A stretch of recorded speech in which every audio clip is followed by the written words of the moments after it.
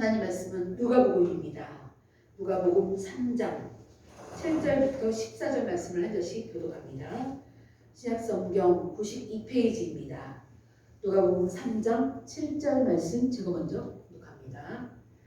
요한이 세례받으러 나오는 무리에게 이르되 독사의 자식들아 누가 너희에게 일러 장차 올 진노를 피하라 하더냐.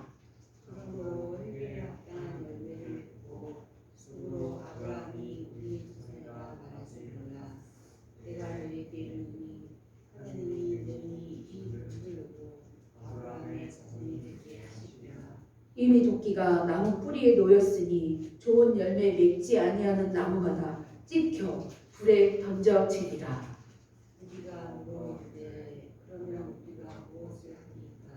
대답하여 이르되 옷 두 벌 있는 자는 옷 없는 자에게 나눠줄 것이요 먹을 것이 있는 자도 그렇게 할 것이니라 하고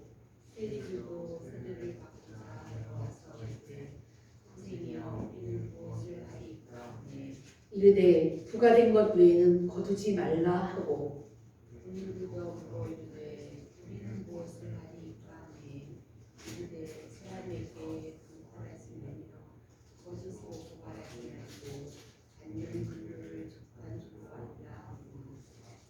아멘. 오늘은 말세를 사는 주의 백성이라는 제목으로 말씀을 전하겠습니다. 하나님 나라의 백성으로서 이 땅 살아가기 위해서는 필요한 요소가 참으로 많습니다. 개인적인 경건에서 시작해서 사회적인 삶의 방식에 이르기까지 대단히 방대한 영역들을 포함합니다. 오늘은 이 수많은 영역 중에 말세를 사는 주의 백성의 자세라는 이 주제를 가지고 도둑질에 관련해서 말씀을 드리려고 합니다. 도둑질에 관련해서 성경에서 말씀하시는 포괄적인 의미까지 살펴보려고 합니다. 이 도둑질하지 말라는 이 말씀은 남의 물건을 훔치지 않는 것과 남의 것에 탐심을 가지지 않는 것을 포함하고 있습니다. 그리고 또 더 나아가서 이웃의 소유를 자기 것으로 삼으려고 시도하는 모든 속임수와 관계까지 포함하고 있습니다. 그러므로 도둑질은 눈에 보이게 사회법을 어기는 행위뿐 아니라 심지어 눈에 보이지 않는 속임수나 마음으로 물건을 훔치는 그런 것까지 다 포함하고 있는 것입니다. 그리고 더 폭넓게 이야기하자면 삶의 모든 태도와 연관되어 있습니다. 단순히 남의 물건을 훔치는 것이 나쁘다는 가르침을 넘어 남의 물건을 보고 탐심을 가지는 것이 악하다고 가르칠 뿐만이 아니라 더 나아가 이웃의 소유 개념까지 인정하는 것을 확장하고 있습니다. 결국 자기에게 주어진 것과 남에게 주어진 것이 하나님의 뜻을 통해 주어졌다는 것을 분명히 믿는 태도인 것입니다. 이것은 하나님이 나에게 주신 것에 대해 만족하고 살면서 별다른 욕심을 갖지 말 것만을 가리키는 것이 아닙니다. 욕심이 만연한 시대를 사는 우리는 오늘날 신자들에게 아주 커다란 가르침을 주고 있습니다. 내 것에 만족하고 남의 것은 쳐다도 보지 말고 남의 것을 욕심도 내지 말고 오늘날 더 많은 것을 가지려고 애쓰는 우리 이 시대에 우리에게 큰 가르침을 주고 있는 것이 이 도둑질하지 말라는 말씀이에요. 오늘 우리가 읽은 이 누가복음 말씀에서 주님이 주신 메시지에 이런 내용들이 다 들어있습니다. 아주 구체적으로 폭넓게 다 들어있습니다. 오늘 본 말씀 이 누가복음 3장은 세례 요한이 자신을 세례받으려고 찾아온 무리들과 또 세리와 군인들 이들이 세례 요한에게 말합니다. 어떻게 살아야 합니까? 이런 질문을 던지는데 이들에게 가르침을 주고 있는 내용이에요. 이 결론을 말씀드리자면 이 오늘 14절 끝부분에 나옵니다. 군인에게 주신 말씀 끝부분에 받는 급료로 족한 줄을 알라. 이 말씀이 결론이에요. 사실은 이것이 도둑질하지 말라는 이 말씀의 핵심이며 근본적인 삶의 태도입니다. 우리가 이웃의 소유에 대해 탐내지 않고 내가 가진 것을 하나님이 주신 것으로 받아들이려면 필연적으로 우리에게는 만족이 있어야 합니다. 곧 자신이 받은 급료로 족한 줄을 아는 것이 기본인 것입니다. 만족함을 아는 자가 도둑질하지 않습니다. 결국 이웃의 소유를 탐내지 않는 것은 하나님 앞에서의 자세와 관련되어 있는 것이에요. 하나님이 내게 주신 것에 진실로 내가 만족한다면 타인의 것에 부러움을 느끼지 않는 것입니다. 하나님이 내게 주신 것에 대한 만족은 수동적이며 어쩔 수 없는 것이 아니에요. 예를 든다면 재물을 많이 갖지 못한 사람이 자신이 받은 재물에 이 만족한다는 것은 재물이 많은 사람이 부럽긴 하지만 어쩔 수 없이 하나님이 나에게 이거밖에 안 줬으니까 하면서 할 수 없이 만족하는 것이 아니란 얘기예요. 하나님이 내게 주신 것에 대해 만족은, 내게 주신 것에 대한 완전한 만족은 오히려 진정한 의미에서 자기 만족입니다. 시편 17편 15절에 이 다윗의 신앙 고백이 나오는데 한번 읽어드릴게요. 들어보세요. 나는 의로움 중에 주의 얼굴을 배우리니 깰 때에 주의 형상으로 만족하리이다. 이런 고백을 다윗이 했어요.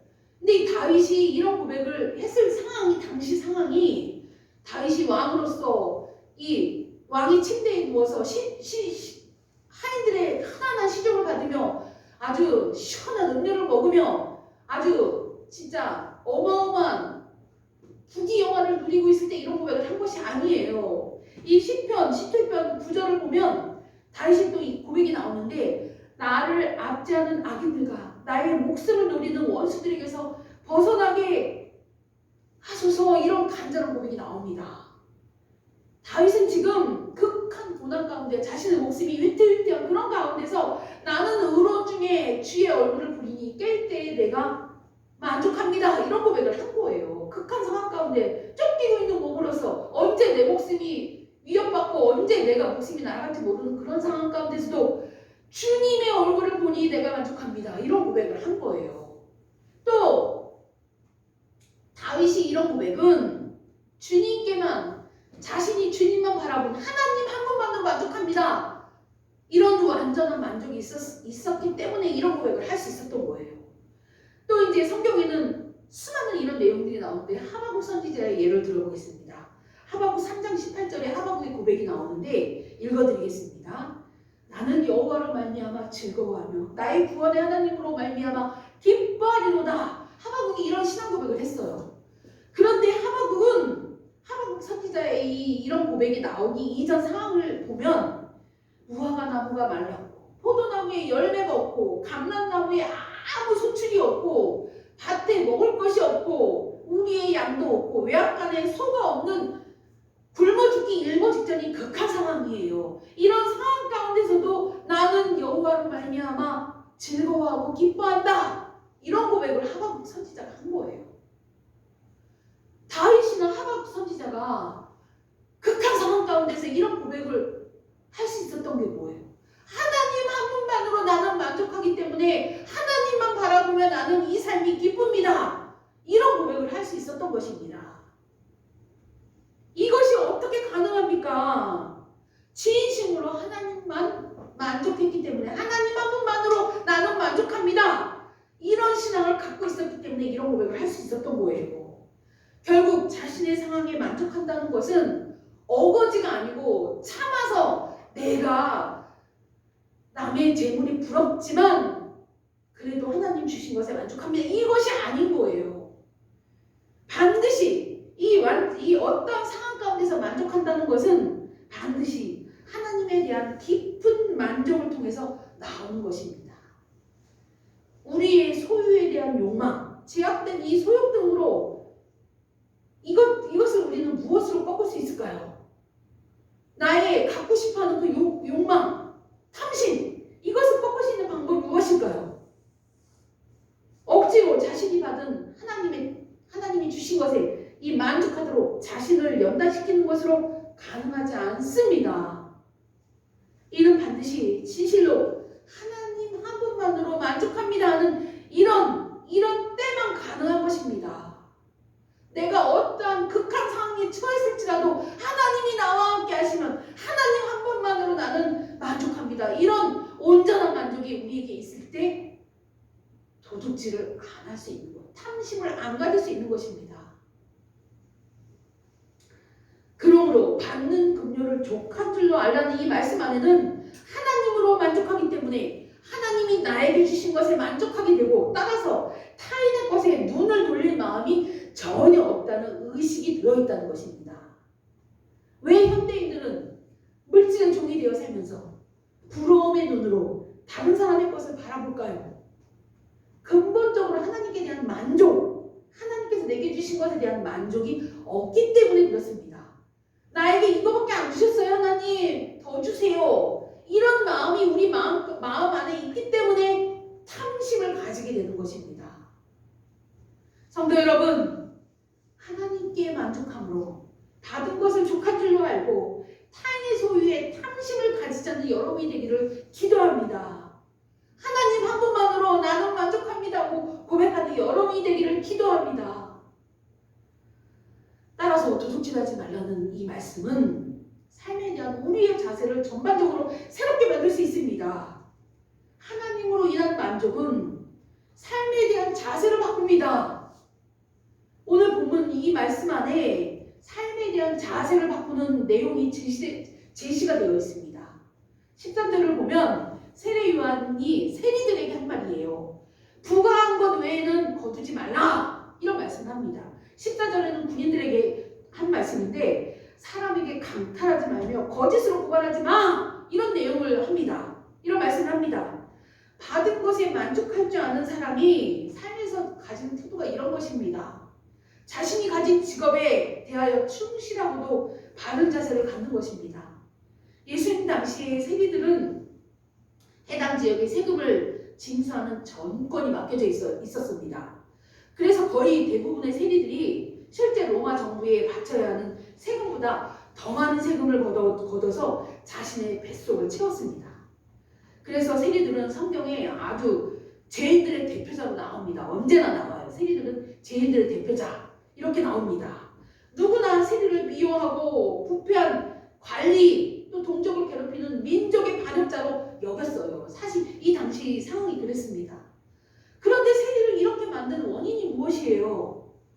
왜 세리들이 부패한 관리가 되고 민족의 반역자로 낙인 찍히면서까지 많은 세금을 걷어들였을까요? 바로 탐심 때문에 그렇습니다. 탐심, 돈을 더 부유하게 살기 위해서 로마에 내가 1,000원을 세금을 바쳐야 한다면 2,000원을 걷어서 반은 세금으로 내고 반은 자기 뱃속으로 채웠기 때문에 그렇다는 것이에요. 이것이 탐심이고 도둑질입니다. 더 많은 부를 축적하기 위해서 세리들이 당시에 이랬다는 것이에요. 같은 동족 안에서 죄인 취급받으면서 어울리지도 못했어요. 세리들은 같은 민족들이, 왜냐하면 죄인으로 여겼기 때문에. 그러면서도 이렇게 부당한 이익을 취해서 자신의 입속을 챙겼어요. 세리들이. 세례 요한은 이런 세리들에게 말합니다. 정한 세금 외에는 걷지 마, 이런 말을 합니다. 이 말은 재물의 노예가 되지 말고 세리가 세리로서 해야 될 일만 하라는 것이었습니다. 군인들도 마찬가지예요. 본문에서 말하는 군인은 이 이스라엘을 지배하고 있던 점령군 로마 군인들이에요. 이들은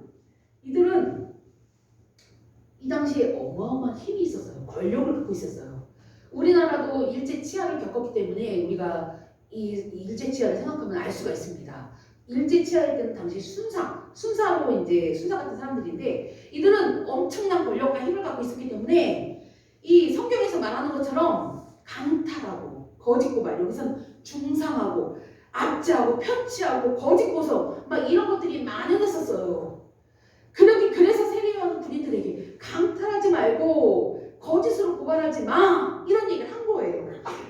군인들에게 권력이나 이 힘의 노예가 되지 말고 군인이 군인으로서 해야 할 바로 그 일만 하라고 얘기를 한 거예요. 세리에게도 마찬가지예요. 네가 해야 될 일, 그것만 해. 세금도 로마에 바쳐야 될 세금만 걷어들여, 이 얘기를 하고 군인들에게는 군인으로서 해야 될 일만 해. 군인이 갖고 있는 그 힘, 권세를 사용하지 마, 이런 얘기를 한 거예요. 지금 이 두 가지 사실을 요약하면 성경은 신자가 세상 속에서 살아가면서 직업을 통해서 마땅히 얻는 것을 넘어 이 치우치는 거에 대해 우리에게 경고하고 있는 것이에요. 나에게 맡겨진 일을 열심히 해. 그것을 넘어서 다른 곳에 다른 이익을 추구하는 것으로 치우치면 안 된다는 얘기를 하고 있는 것입니다. 요 짧은 구절 안에 우리 하나님 우리에게 해주신 말씀이 너무 많아요. 오늘은 도둑질에 관련된 얘기만 여러분들에게 드리려고 합니다. 세리에게는 그것이 돈이었고, 치우치는 것이 세리에게는 돈이었고, 군인에게는 권력, 즉 힘이었습니다. 나에게 힘이 있어요. 그럼 그 힘을 사용하고 싶어하는 것이 인간이에요. 사실. 그런데 세리 요한은 군인에게 말합니다. 너에게 있는 그 힘 사용하지 말고 네가 해야 될 일 그것만 해. 군인으로서 군인이 해야 될 일이 뭐예요? 나라를 지키는 거잖아. 그것만 해. 이런 얘기를 한 거예요. 성경은 돈이나 힘에 치우치지 말고 자신이 처한 위치에서 해야 할 본래의 일에 전념하라고 말씀하고 있는 것입니다. 이것이 바로 받은 것에 족한 줄로 아는, 즉 자신의 삶에 있는 것들에 만족하면서 사는 자의 자세인 것입니다.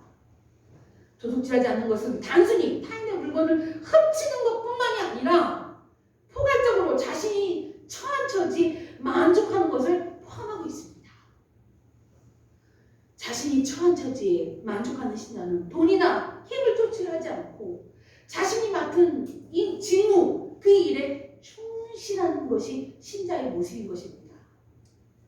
그런데 우리는 돈을 벌고 생계를 유지하기 위해서 어쩔 수 없이 충실하게 일을 한다고 일을 하고 있는 자는 아는지 돌아봐야 합니다. 돈을 벌기 위해, 먹기 살기 위해 어쩔 수 없이 일을 합니다. 어쩔 수 없이 일을 해야지 내가 먹고 살 수 있습니다. 나 자신의 모습, 일을 하고 있는 나 자신의 모습을 그러고 있는지 아닌지 돌아봐야 합니다. 한 번쯤은 생각을 해봐야 됩니다. 이런 자세는 올바르지 못한 자세이기 때문에 그렇습니다. 자신이 받은 것에 족한 줄 아는 신자는 어떤 종류의 직업을 가졌든 하나님이 나에게 이 일을 주신 것에 대한 만족하고 감사하면서 충실히 감당해야 하는 것입니다. 그리스도인은 단순히 직업을 통해 돈을 벌어 먹고 사는 사람이 아닙니다. 직업을 통해 자신의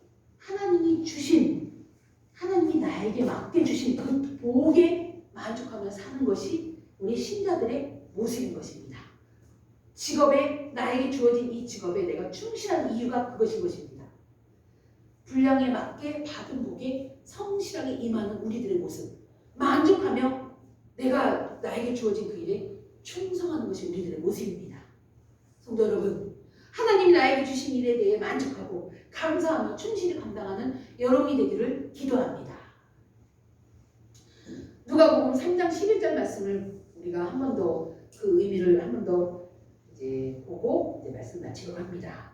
누가복음 3장 11절 말씀은 세례 요한이 무리들에게 주신 말씀이에요. 우리가 세리에게 준 말씀, 군인에게 준 말씀을 살펴봤는데 무리에게 주신 이 말씀도 우리가 아주 중요한 말씀이라 살펴봐야 합니다. 3장 11절 말씀을 제가 읽어드리겠습니다. 옷 두 벌 있는 자는 옷 없는 자에게 나눠줄 것이요 먹을 것이 있는 자도 그렇게 할 것이라, 이런 말씀을 합니다. 수많은 무리들에게 해주는 얘기예요. 너 옷 두 벌 있어? 그럼 옷 없는 자에게 한 벌 나눠줘. 또 너 먹을 것이 많아? 그러면 먹을 것이 없는 사람에게 나눠줘. 이 얘기를 한 거예요. 이 말씀은 신자들이 주변을 돌아볼 줄 아는 사람이 되라는 것을 알려주고 있습니다. 이웃을 돌보지 않는 이웃의 사랑에 대한 이야기를 하고 있습니다. 도둑질하지 말라는 이 말씀 안에는 이웃에 대한 자세까지 포함하고 있는 것입니다. 우리가 직업에 성실한 이유가 1차적으로 하나님이 주신 일에 대한 만족과 감사입니다. 그런데 2차적으로 두 번째 이유를 보면 이웃에 대한 베품이 있기 때문에 내가 일하는 거예요. 나만 잘 먹고 잘 사는 것이 아니라 이웃에 대한 베품을 가지라는 의미로 내가 내 주어진 일에 만족하며 성실하게 일을 하는 것입니다. 직업은 하나님 앞에서 받은 이 분복에 대해 충실하게 살기 위함이고, 또 이 직업을 통해서 다른 사람을 돕고 그들의 복지를 위해 노력하라고 우리에게 주신 것이에요. 그래서 우리는 하나님을 믿지 않는 다른 사람과 다른 자세를 가지고 이 세상을 살아가야 하는 것입니다. 우리가 이것을 잘 알아야 돼요. 다른 사람과의 다른 삶, 그것이 뭐예요? 나눌 줄 아는 삶인 거예요. 나에게 주어진 이 일에 만족하며 나눌 줄 아는 사람, 그것이 하나님이 우리 성도들에게 주신 성도들의 삶을 보면서 기뻐하시는 삶인 거예요. 오늘 이 본문 말씀에 말세를 사는 신자의 자세가 자세하게 나옵니다. 이 9절 말씀을 보면 이미 도끼가 나무 뿌리에 놓였으니 좋은 열매 맺지 아니하는 나무마다 찢겨 불에 던져지리라는 이 9절 말씀이, 이 말씀은 종말론적인 말씀이에요. 말세에 열매 맺지 않는 나무는 찢겨서 불에 던져지리라, 지옥에 간다, 이 얘기예요. 우리는 종말의 이 마지막 말세를 사는 사람들입니다. 주님이 다시 오시는 날 이 말세가 끝납니다. 주님 다시 오시는 그날까지 우리는 이 말세를 사는 사람으로서 어떻게 이 세상을 살아가야 할지, 오늘 우리에게 주신 말씀, 세리에게 주신 말씀, 군인에게 주신 말씀, 이 말씀 안에 우리가 어떻게 살아야 될지 다 나와 있습니다. 세례 요한은 말세를 당한 신자들이 이 세상을 어떻게 살아야 될 것을 조목조목 우리에게 알려주셨습니다. 이때 우리 주님의 백성들에게 요청되는 자세가 바로 받은 분복을 족한 줄로 알고 가난한 자들을 돕고 나누면서 자신이 맡은 직무에 최선을 다해 성실하게 사는 것이라고 말씀하고 있는 것입니다. 받는 긍휼을 족한 줄로 알라. 이 말씀에 우리가 이 깨달음을 얻고 이 세상에 살아가면서 받은 분복을 족한 줄로 아는 여러분이 되기를 기도합니다. 그리고 이 받은 분복으로 가난한 자들을 돕는, 나누는 여러분이 되기를 기도합니다. 그리고 말세를 사는 주의 백성답게 자신이 맡은 직무에 최선을 다해 성실히 사는 참된 성도들이 되시기를 축복합니다. 기도하겠습니다. 아버지 하나님, 감사합니다. 말세를 만난 우리가 이 세상을 어떻게 살아야 할지 오늘 말씀을 통해 알려주셔서 감사합니다. 받은 금료를 족한 줄로 아는 우리가 되게 하여 주시옵소서. 그리고 이 받은 이 분복을 통해 가난한 자들을 돕고 나누는 우리가 되게 하여 주시옵소서. 그리고 자신이 맡은 직무에 성실을 다해 사는 하나님의 참된 성도가 되기를 간절히 기도드립니다. 아버지 하나님, 이 말씀대로 이 세상에서 하나님의 뜻대로 순종하며 사는 우리가 되게 하여 주시옵소서. 우리의 삶을 주관하여 주시고 하나님 뜻대로 살아갈 수 있도록 인도하여 주시옵소서. 감사드리며 우리 주 예수 그리스도의 이름으로 기도드립니다. 아멘. 찬송가 508장 찬양 부르시면서 준비하신 예를 봉헌하겠습니다.